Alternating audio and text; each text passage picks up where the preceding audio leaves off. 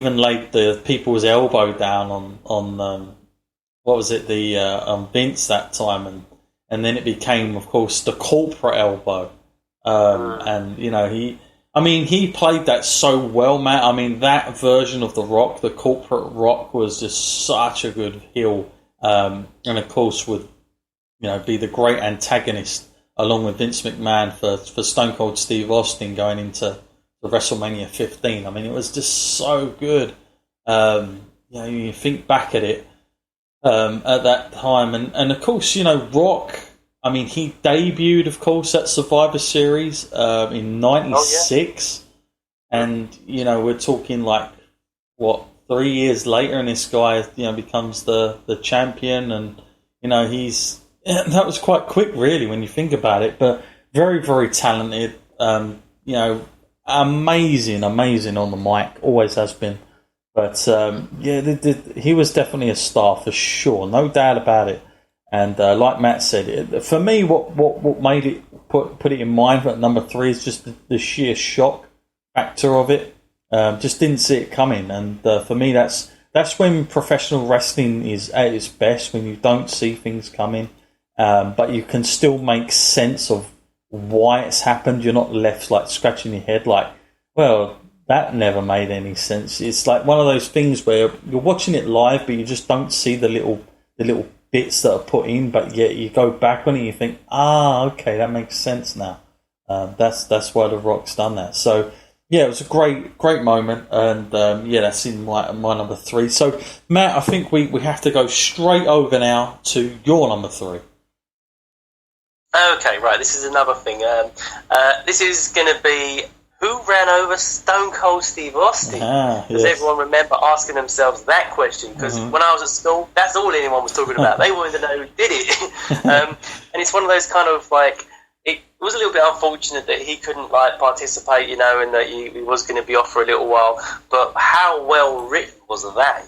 What a great way to go out for a little while. And then to come back with a huge storyline as well, to come back into it, just to, be Detective Stone Cold trying to figure out what he did. But on the night, they'd never done anything like that, I didn't think, really, at that point in time. And it was like a soap opera almost. It was like something out of one of our soaps over here that we would watch. And it was a cliffhanger. So, that was an incredible idea. And I think, you got a lot of people into it because of the huge popularity of Stone Cold, and people didn't want to see him out for that kind of length of time. Yeah, well, funny enough, Matt, that is my number 2. So we're really doing well here, because we can just cross on to that.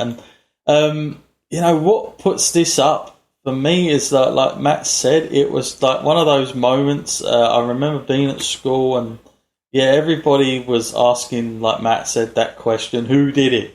And it was very soap opera-like back then. To you were kind of trying to guess, and there were little clues, Matt. I believe they were like, well, he had blonde hair. He could, and I remember the rumor mill. Like, you'd ring up those phone numbers, and it was always HBK. It's Shawn Michaels. Shawn Michaels is the guy. Let me just ask you this question, Matt. When the reveal come, was you sort of shocked and amazed, or was you very disappointed and left with scratching your head? Yeah, well, when the first part of the reveal came along, I was like, him?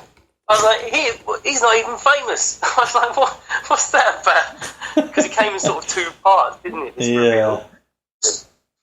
Yeah, well... But Rikishi was not the one I didn't even considered him. Yeah, well, the thing that that was one of those things where, like I just said about the Rock thing, I could see that making sense. This is one of the ones I didn't. And I don't know what you think about it, Matt, but I felt it was one of those times where WWE were in a creative meeting and they go, someone who really needs a rub to get him over, Rikishi. That'll do. He can be the guy that did it. He's got blonde hair. He'll perfect. I don't think that they had him in mind when they first shot that scene. I just don't think Rikishi was the guy, because even at the time, from what I can remember, and I'm sure our listeners will probably go mad at me for saying this because they probably know more than I do, perhaps Matt does, but I'm sure at the time when that happened, Matt, Rikishi was doing the whole Too Cool thing. as well. I mean, it wasn't like, and involved in something completely different. But the real stupid thing was his reasoning behind it. It was for The Rock and his people, and oh my goodness, like where were they going with this? And then they, this is typical WWE in a way.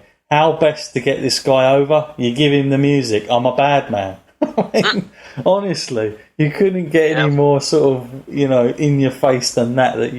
Okay, now you hate him. Hate him all you want. Rikishi as a bad guy villain never really worked for me. I never bought that. I liked Rikishi in Too Cool, and I felt he was cool there. But I mean, as far as a big main event heel, I was never sold on that. And from what I understand, I think the Office realised quite soon after that, they were sitting on something so gigantic that if it had have pulled off well, Matt, they could have gone all the way to WrestleMania with it. But it was just the way it came across was just like, Rikishi?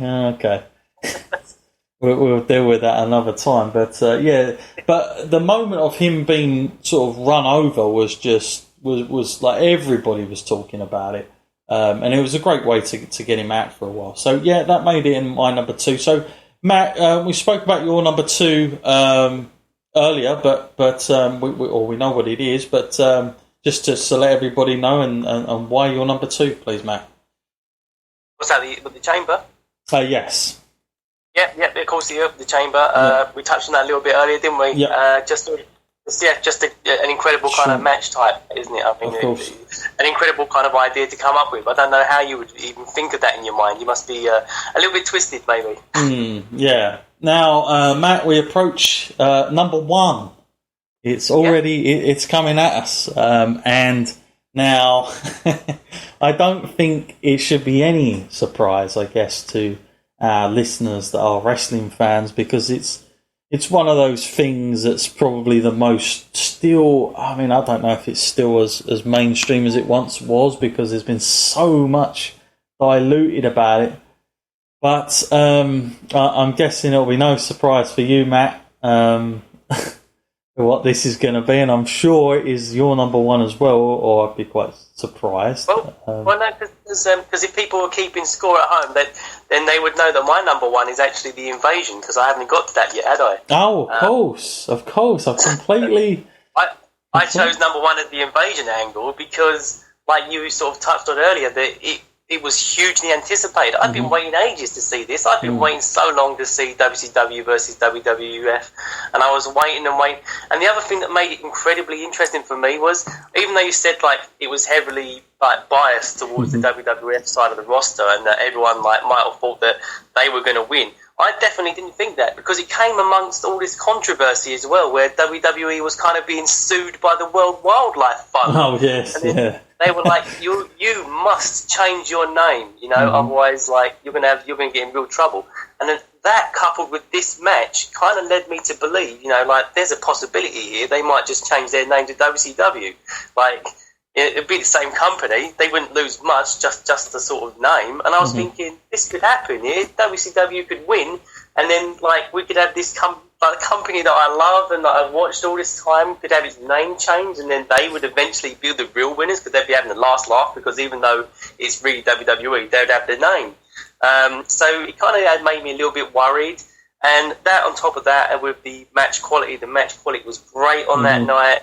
And I liked all the little bits they did in it, especially like the stuff with Jericho, where his ego just gets the better of him, and it kind of made me think, was he a traitor? But no, he was just a jackass on the night, laying out the role. Yeah, well, there you go. See, it shows how much I wasn't paying attention. I'm sure our listeners like, no, what are you talking about? He's not chose that. Well, Matt, I'm going to give off my number 1, which moment. It's not one of my favourites, I'll tell you that much. I was devastated when I was a kid. That was the infamous Montreal Screwjob from 1997, because for me it was the first time the curtain was pulled back slightly. Vince McMahon came out of his very commentating role and was there on display, and that, along with the DVD that came out, or the video back then, of Wrestling with Shadows, sort of all led to that point as well. And it was the Survivor Series that, they've used that angle so many times. And in fact, we spoke about The Rock earlier. That was a similar kind of thing that they tried to do. It's been happening for years and years. They always go back to that. But it's the moment where I think reality hit, something that was, I think everybody thought was light and very scripted and all the rest of it, but we got to see the real emotions and people's lives change, and for the better or the worse, or whatever place you're looking at it from. But of course, Shawn Michaels, the amount of times he's changed his tune about what he knew and what he didn't is infamous. You can go back on those interviews, God knows where he lies with all that. And yeah, it was just one of those moments I was very intrigued about, because again, I think as many of my listeners know, that it was one of the years I was doing a lot of columns and reporting back then for a newsletter on the internet, and that was, of course, when you talk about 1997, that's one of the biggest moments for sure of that year, probably the biggest moment in terms of shock sort of things going on. And yeah, that was just it for me. I mean, it's kind of, I guess, people would say, yeah, that's too obvious. But it was, for me, it was, I tried to put it down a little bit, but then I couldn't justify it, because here's the thing, whether I hate it or loved it, the emotion got to me. Like, that kind of hit home with me. And I remember feeling so sad, because I was such a huge Bret fan. And it was going to be almost, without a question, the last time I see Bret in the WWF ring. And the amazing thing about that Survivor Series, Matt, is that the lead up to it, that he was a fan to the Canadians and everyone else around the world, but to the American fans, he was the heel. And of course, it being in Montreal made it that much more sort of to hit home with me, and the way they did it.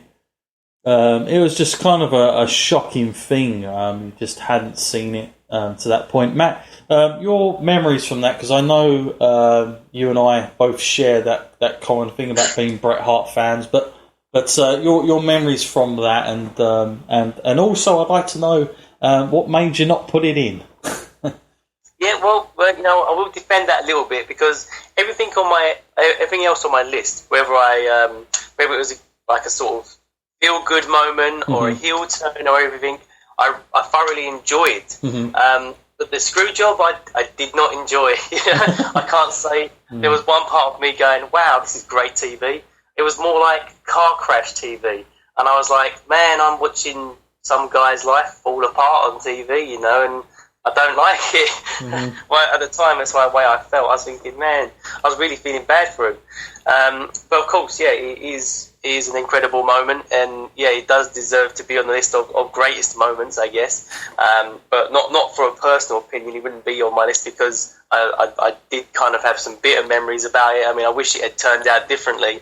But yeah, for all the wrong reasons, it is a great moment, because, like I say, it revealed Vince McMahon to us and what he's really like, and probably based the construct of like what his character would be in WWE, where he would like sort of go overboard on that character. And for me, it was really the death of Bret Hart's career at that point as well, because nothing ever really was good for him after that point. It all kind of went downhill from there. So yeah, a great moment, like I said, and especially with that Wrestling with Shadows video, it really sort of shone light on it. Conveniently, that the cameras were following them all around at that time, and a lot of people have their conspiracy theories about that. But it's just such an amazing thing. I don't think there'll ever be something quite like that again. People talk about CM Punk's pipe bomb, but that pales in comparison to this. Yeah, they tried to reconstruct it many a times in angles where I've seen it, but of course it's pretty pointless. It can only be one, let's put it that way.